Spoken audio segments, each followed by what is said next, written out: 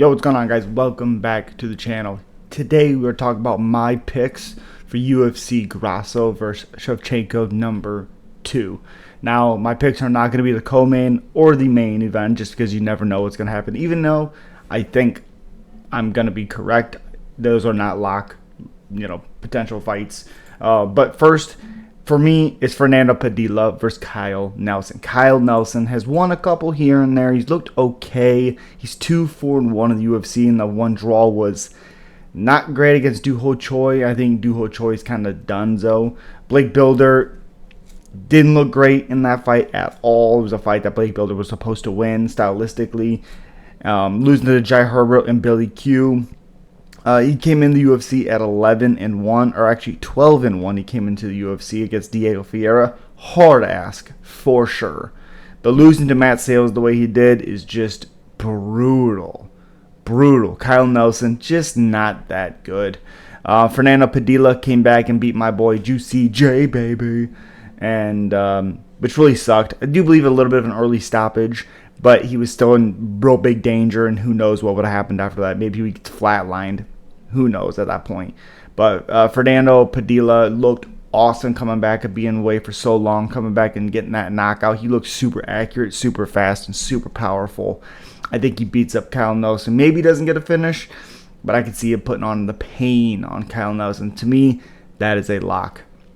Another one is Lupita Godinez versus Elise Reed. Elise Reed is just not good. I don't care. She got a win in her last one against Jin Yu Fry. She was kind of handed that win in that one. The referee took a damn point after the fight was over. After it was over. You should never ref a fight again. That is awful. And her three losses in the UFC have been all by finish. She's not good.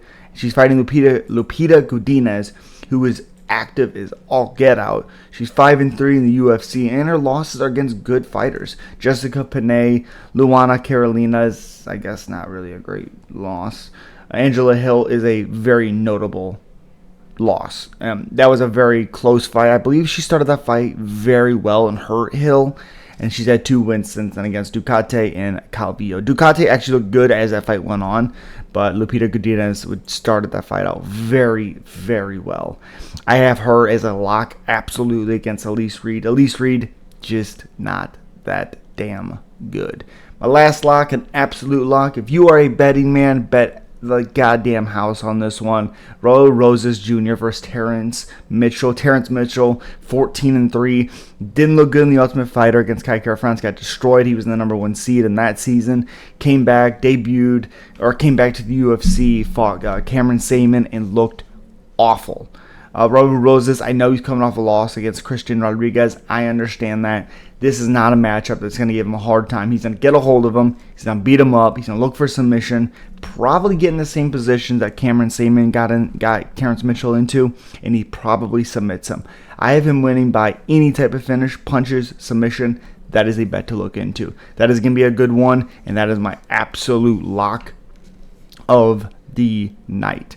Absolutely no chance Raul Rosas Jr. loses this fight. Subscribe, guys. Like, comment. What are some of your locks that I didn't talk about? And as always, peace.